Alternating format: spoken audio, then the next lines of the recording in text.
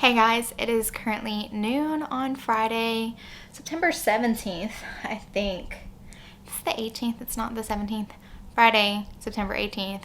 And I'm going to start a reading vlog. Now, I'm not the best at vlogs. I'm trying to get better though. And I really wanted to do this particular vlog because I needed to hold myself accountable. I wanted to make sure that I get these books done for the month of September. All of them were on my September TBR list, and I'm determined to do a lot better than my August TBR because we all know how that crashed and burned. Anyway, the first book that I'm going to read is Ties That Tether, a debut novel by Jane Aguero, and I'm really excited about it. Its own voices, and I think she put a lot of her own experience and personality into this book, so I'm really excited about it. I'm obsessed with the cover. And then I'm going to read From Blood and Ash by Jennifer L. Armentrout. This will be my first Jennifer Armentrout book. As you guys know, I parted ways with YA just like naturally and organically years ago, and I really haven't delved back into the YA genre. But there's been so many books that I've been hearing about, and I'm really excited about this one.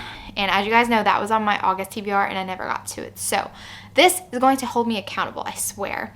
Then I have Beauty Tempts the Beast by Lorraine Heath, and it's kind of my reward at the end of this vlog because I've been really into historicals. Lorraine Heath is someone that I kind of rediscovered because I found out that I read the first book in her Scoundrels series, Scoundrels of St. James series, like almost 4 years ago, and I completely forgot about it. Like, I even reread the book, and I have no recollection of reading this book at all. But anyway, I rediscovered Lorraine Heath thanks to so many awesome recommendations on the podcast. If you're not following me on Instagram, follow me right now because that's where I get a lot of my recommendations. I always do a question sticker when I do quick reviews each week on Tuesdays. They normally happen on Tuesdays. But anyway, so Beauty Tempts the Beast. It has one of my favorite tropes, Beauty and the Beast tropes. And it's kind of my reward at the end of this vlog. I have a pretty busy day today, but I'm going to start reading Ties That Tether right now. I'm actually waiting for my grandmother to get here because I'm bringing her to Costco. And so I'm going to start reading Ties That Tether.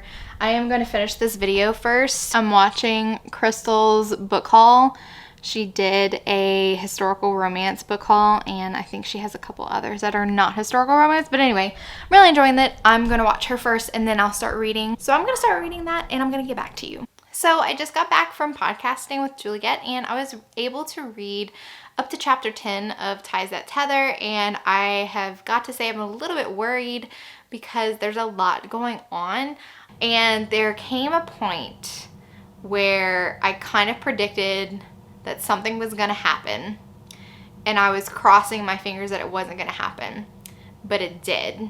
So it's a lot. I guess the only thing that I want to say, and it could turn out all fine, this is way too early to tell if the book is going to be a little bit disappointing, but I did wish that the author would have only picked like a couple, because these are big things to overcome, because we all know that it's going to end in an HA with Raphael. So I'm already anticipating that he's going to have a hard time convincing Ezere's mother that them being in a relationship is okay. That is a huge deal. And then we have 4 other things on top of that. So I just don't know how I'm gonna feel about having so many different points of conflict. And there's definitely one that I think we just could have done without. I'm gonna continue reading and see how I feel at like the 50% mark, and then I will update you guys. Hey guys, I wasn't gonna update you on my reading for Ties That Tether until I finished it, but I just got to this part and I need to start talking about some of this stuff because I feel like I'm gonna have a lot to say once I finish the book anyway. I'm not enjoying it. There is a reason, and I'm gonna talk about spoilers now. So if you don't want to be spoiled for this book, then don't listen to the rest of this review. But there is a secret baby trope, or a surprise pregnancy trope, more like. In the first couple of chapters after they have their one night stand, Raphael shows up at her job and he is the new hire. She quickly finds out that she's pregnant, and this is detrimental because she's not supposed to be dating anybody but a Nigerian man, and it's very devastating to her because she doesn't know how to tell her mom. So there's all that drama, plus there was the return of a boyfriend. When she was 19, she lost her virginity to this guy named Elijah. Her mom really wants her to date Elijah, and now he's a successful doctor, and he's Nigerian, so he's acceptable. And the mom's really pushing Elijah on Azair. I keep on saying Azair, I can't help it. It's just the way that I like to say the name until I know the correct pronunciation. But, and the mom keeps on saying how amazing Elijah is. He's a good Christian boy and he's Nigerian. What about chemistry? What about love? What about respect? He obviously didn't respect Azair because he took her virginity and literally left the next morning and didn't talk to her for months. So I'm just like, I just wish that the mom had more criteria rather than just Nigerian man. Like, I wish that she wanted her daughter to be happy plus be with a Nigerian man. Like, you know, I get the whole culture thing.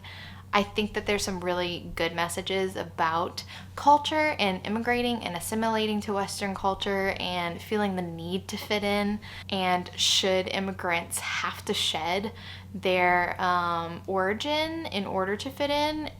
Those are all good, but I'm talking about the romance aspect. It's just not great. It's not there with her and Raphael.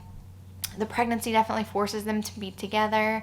She holds off on telling him for the longest time. It comes out in the most inorganic way. And speaking of keeping the pregnancy a secret, we still haven't uncovered what this secret Raphael has. He doesn't want to talk about his time in New York. There's a very weird scene where they were shopping for baby cribs with another older couple who like recognized Raphael. I think I know where this is going, and I don't love this either. So I'm just really sad about it. I was really hoping to like this debut. So I just finished Ties at Tether, and unfortunately I did not enjoy this book very much. I didn't feel like there was great chemistry between the two main characters, and I also didn't particularly mesh with the author's style of writing.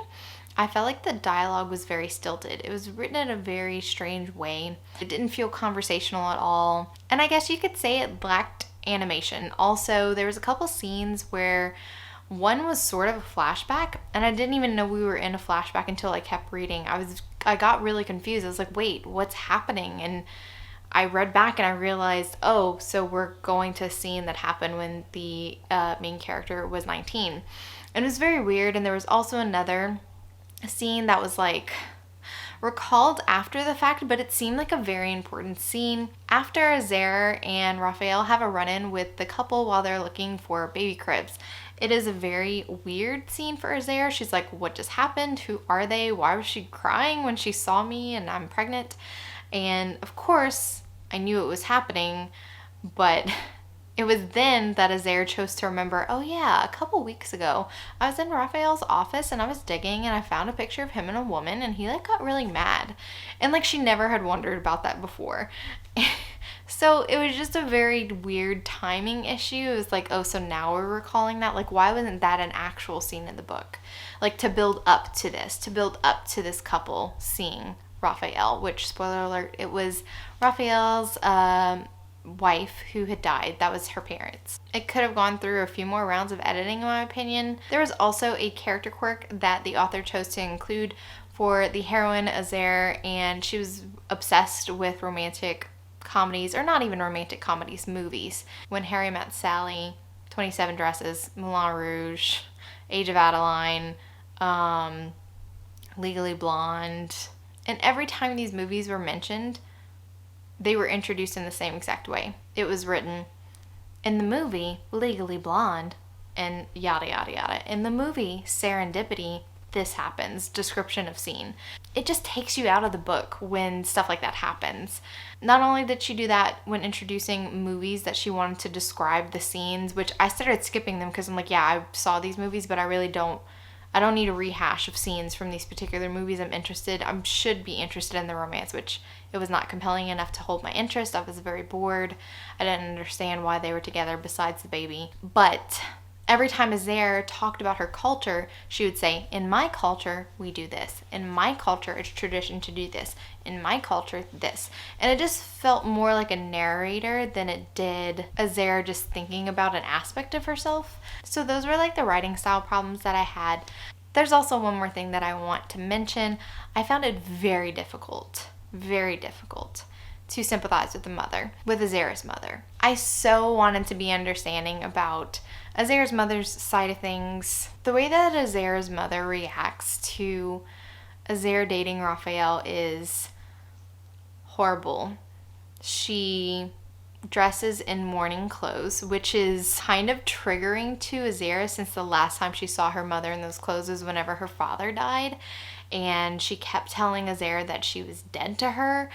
And this went on for the majority of the book. The mother actually ignored her, would not speak to her, and continually tried to force this man that Azera was like, I don't want to be with him, on her.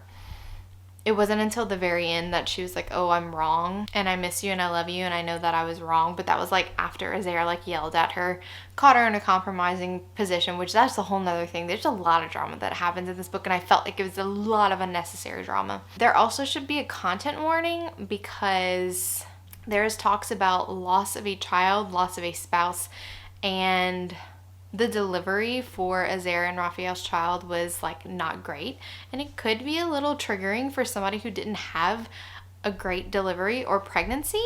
It was quite, and I felt like it was almost glossed over. It was very weird, very like, here's a little horror show and then let's move on and be all happy again. It was very, very strange. So I can't say that I loved the ending of this book at all, and I don't know how I'm gonna rate this book, because I like the cultural aspects. You can tell that this was a lot of personal issues that the author has dealt with, and I really want to respect that. But I also didn't feel like the writing or the romance, the believable chemistry, it wasn't there for me, so I just don't know. I do plan on starting From Blood and Ash right now, and I'm a little worried that if I like it as much as everybody else has liked it, that I might stay up reading it the entire night. Hopefully I'll be able to update you, and hopefully I'll love it, because I have really high expectations, I'm not going to lie. I've seen so many people say that this was one of their favorite books of the year, and I know that this is more YA. Alright guys, I'm diving in. You might get updates, you might not. We'll see how good of a vlogger I am after this.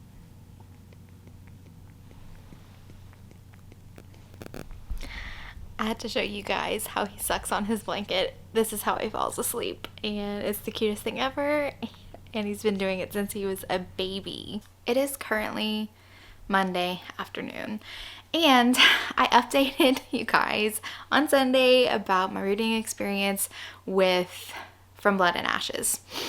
But the audio was not working, so now I'm gonna have to rehash. I recorded like 30 minutes of stuff, but it might be for the best, because I was going off on all kinds of tangents, so maybe this is for the best.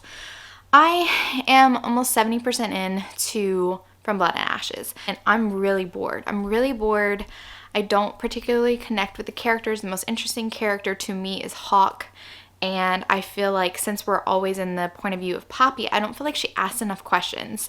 There's obvious hints about Hawk and what he truly is. I believe he's an Atlantean, and she just never asks questions. Even in their first meeting, they kiss, and she notices that he has, like, she passes over his sharp teeth, and I'm just like, there's so many clues that I'm pretty sure I'm right, and I'm just like, why isn't she questioning anything?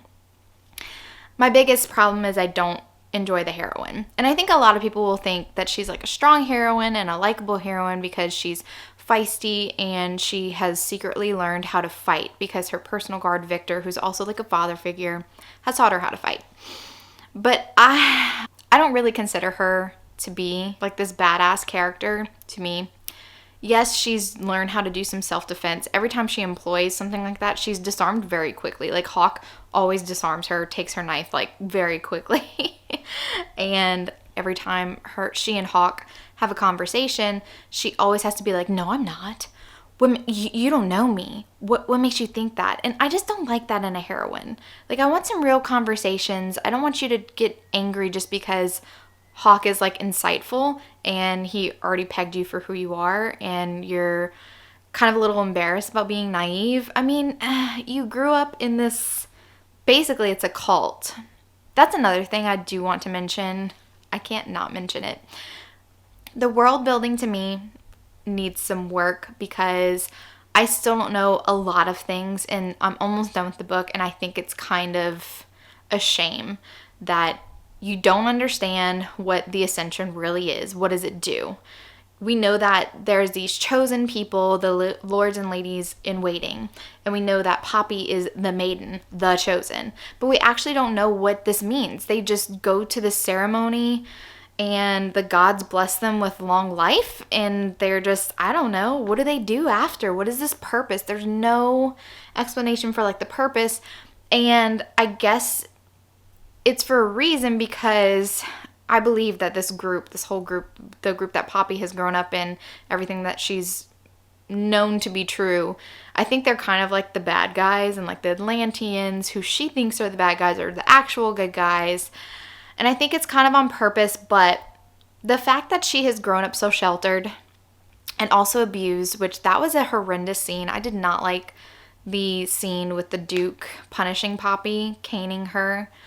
I was very disturbed by it. And the fact that she didn't want to she felt like she couldn't lean on anybody. Instead of taking it all like a martyr, she's just oh, this is my lot in life. I'm the chosen and I'm just have to be beaten by the Duke. And she doesn't question. You're supposed to be the chosen, the maiden. This sounds like an important position, but yet people treat you like crap and you're just it's my lot in life. She never questions that there's more to all of this that people aren't telling her. And I don't know. It's just, I'm not meshing with this world at all. The most interesting thing is kind of the backstory that we don't get about the Atlanteans. There was a war of two kings. I don't even know the race of people that won. I can't even tell you their names because there's so many different names. There's Silos, there's Macedonia, which I don't particularly like when there's recognizable words from the real world entering into a fantasy world, Atlantia, Atlantis. I immediately associate that word with the lost world of Atlantis and also Aquaman. And then Macedonia, I'm okay, Alexander the Great. It's just a weird choice. I wish there was other names that just I wouldn't associate with something else. Lots of little pet peeve things. Anyway, that's all I'm gonna say. And that was a 5-minute update compared to my 30-minute rant. So I do think that was for the best. Because I know a lot of people like Jennifer Armentrout. And I'm sorry if I come off as ranty. But I'm just a little upset. I paid for this book. I was expecting to love it because so many people are this is my favorite book of the year. And I'm just I don't get it. I'm just really annoyed because this reading vlog is not going the way that I expected it to go. I was expecting to really love all 3 of these books. And I'm actually really glad that I put the Lorraine Heath book at the end because I'm pretty sure if I don't like the Lorraine Heath book, I don't know what I'm going to do with myself. So I'll update you guys at the end of this book just to say, I don't know, there might be some miracle in the last 30% that I'm just oh my God, this changes my perspective on the whole book. I highly doubt it, but I'll just let you know. Hello, my lovelies. Book update 4 from Blood and Ash. I finally finished the book. It's Tuesday. I started this book on a Friday, and it's Tuesday. It really kind of put me in a book slump. I didn't enjoy this book at all. I had issues with a lot of things. The world building being the most prominent because nothing happens in the book until chapter, I think, 26, which is almost 70% of the way into the book. And to me, that's way too late to start a compelling story. If you cut more than half of the book out of the first part and stuff starts getting interesting after that point, there's a problem. I read a review after this because I tend to do this. If I don't like a popular book, I'm am I the only one that are seeing these glaring problems of this book? Am I the only one? Because all I see are these 5-star reviews. So I'll go on Goodreads, I'll filter out all the 4- and 5-star reviews, and I'll start reading 3-star reviews. And one of the reviews says that this book feels like a prologue to the series. And I'm this is exactly what it feels like. It feels like a prologue. Nothing important is actually done in this book or accomplished in this book besides the big reveal at the end, which I predicted from the very first. So to me, it didn't feel like a reveal, didn't feel rewarding. It also kind of borrows elements from a lot of things. I got strong Underworld vibes. If you ever watched the movie Underworld with Celine being a vampire, being brought up by Victor basically telling Celine his version of history, and she like totally believing that until somebody else comes along and be like, actually, that's not true history. You're missing a bunch of these elements. That's what happens in this book. I didn't like the heroine. She was TSTL. The only thing that she could do was fight, kind of. But I don't think that JLA is very skilled at writing action sequences. To me, those are very boring. I'm just so used to like Ilona Andrews' writing, and I know I mention Ilona Andrews a lot, but I really prefer their version of like fantasy writing. I did also see in some reviews that said that this is JLA's first high fantasy book, and this isn't high fantasy to me.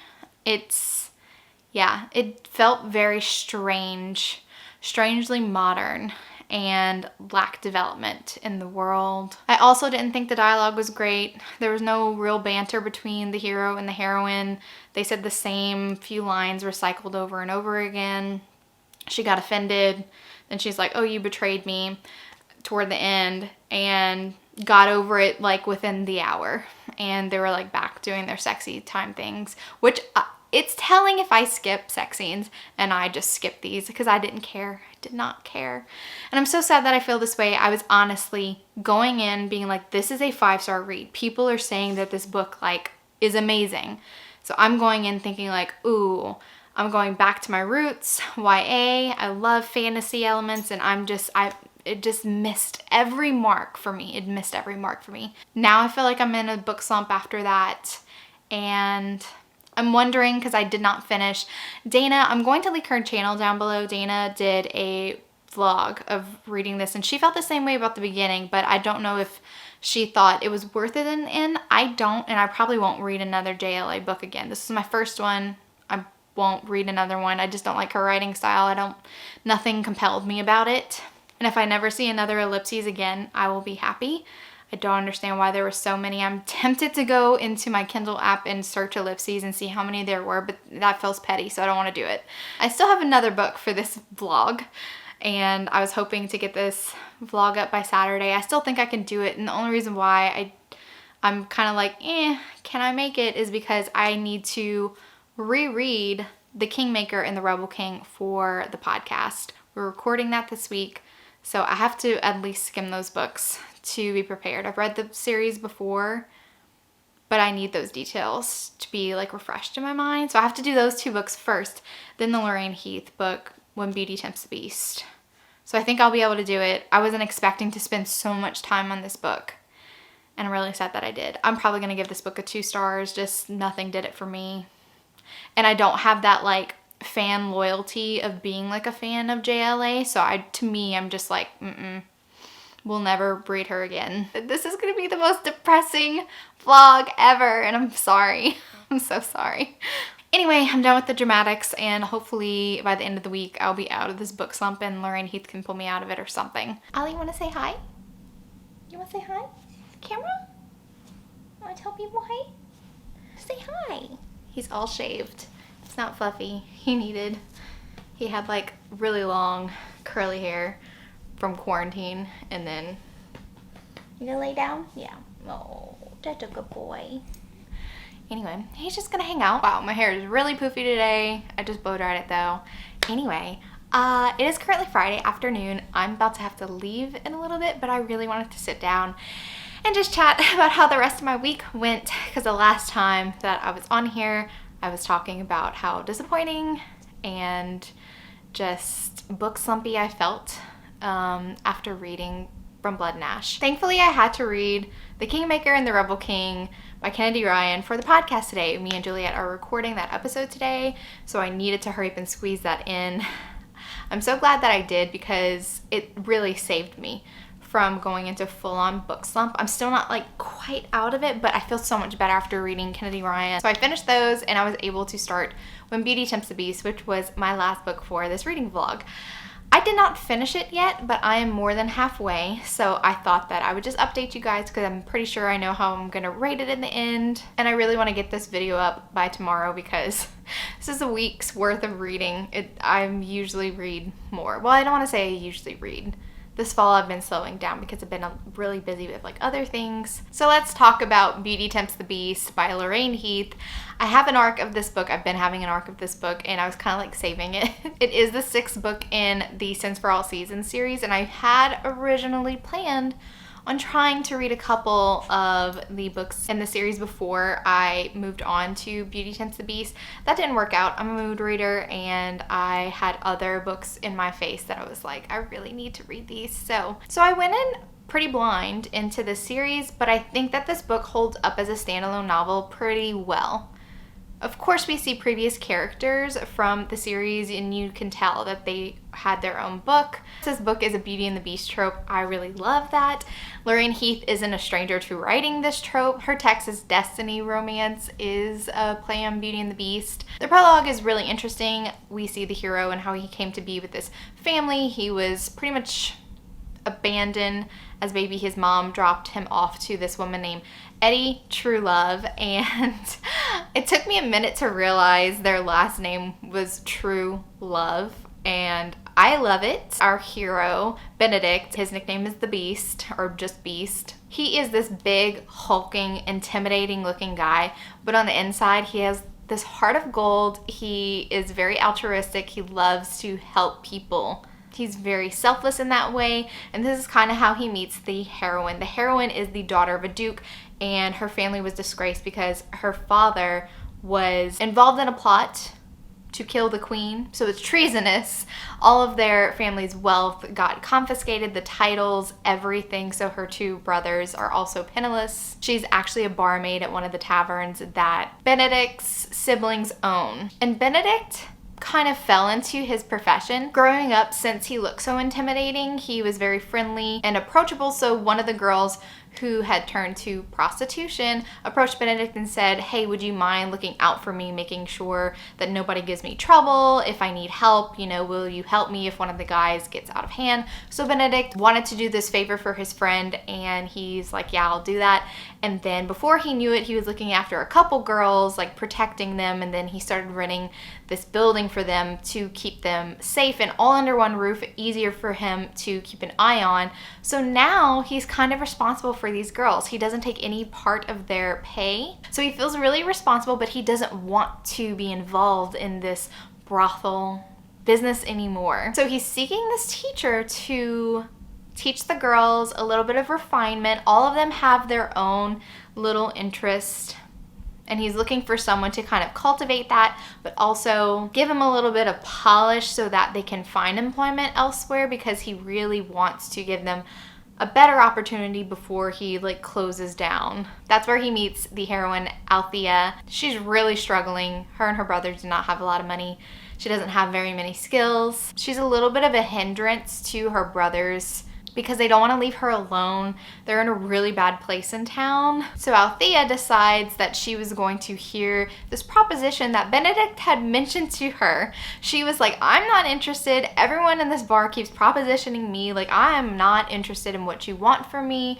Of course, she doesn't realize that he wants a tutor for the girls. This is a very sweet romance. I love Benedict. He's such a teddy bear of a man, and as much as I enjoy alpha heroes and bad boys, I also enjoy a cinnamon roll hero. Althea, I have a hard time connecting with her. I kind of feel like Althea is a blank canvas. There's really not much to her. And she comes to this decision that she wants Benedict to teach her how to seduce men because she thinks that this is the best opportunity to make sure that she's taken care of for the rest of her life. She's not interested in going back in society and making friends with all of the people who immediately turned their back on her as soon as her name was sullied. I don't blame her for that. But there's also just something missing to make her character more interesting. I've read a couple Lorraine Heaths and I always find her heroines to be extremely interesting, and Althea is just not doing it for me. And even though all of the scenes where Benedict and Althea are getting physically closer and there's some intimate scenes which are very hot, it also is missing kind of that electric chemistry element that I always look for in a Lorraine Heath novel. I think they're cute, but I'm not super invested in their relationship. I know that it's going to be an HEA in the end, sweet, sweet journey, and he's trying to give Althea all of the agency she could possibly have to take control of her life, which I really appreciate, but it's just not amazing. So I'll probably give this book a 4 stars, unless something really just meh happens in the end. These are the times where I so wish that Goodreads would just do a massive update on their website and give us 1.5 stars to rate books, because I don't know, it might be more of a 3.75 star. Just depends. I do plan on reading more paranormal, urban fantasy, that type of genre after this. I am looking for shifter books. I think I'm going to read Wolf Song by TJ Klune. I'm just in the mood for something a little bit more paranormal. I don't want to say edgy, because I have no idea the tone of this book. But when it hits this fall, wintry, not wintry, we never have winter in Louisiana, but fall weather, it's like overcast today, it's in the 70s. I'm like, oh, living for this weather. I get in the mood to read more paranormal, more urban fantasy, aliens. Give me all of that type of moody type of romance. That's what I want to read when the weather is like this. I'm the same way with music. I don't want any happy music. I want like 90s rock, alternative, or my moody indie music. Yeah. Mood reader, mood everything. My environment definitely affects my mood and my reading choices. I also really want to read the Blackthorn and Grimm series by Juliette Maurier. Sarah from the Swoon Zone expressed an interest in knowing whenever Juliette and I would be reading Juliette Maurier, so I might be doing that too. Alright guys, that is it for this reading vlog. It did not go the way that I planned, but you win some, you lose some. Not all books are going to be amazing for everybody. And if you really love the books that I read and I didn't feel the same way, then I'm really glad that you loved them. I would never wish somebody to go into a book and come out hating it. But I also can't help but vent my frustration, because I love reading. It's literally my only hobby. Of course I get invested in these books, and when I think that a book could have been better or was expecting something to be amazing and there was just so many misses, it's just very disappointing and I can't help it. Hopefully the next reading vlog will be nothing like this one. Keep your fingers crossed for like a 5-star across the board reading vlog for next time. If you like this vlog, venting and all, please hit the like button. And if you're not already subscribed to my channel, then click the subscribe button to be notified on any future videos that I'll do. Thank you so much for watching. And remember, life's better with a little HEA. Bye guys.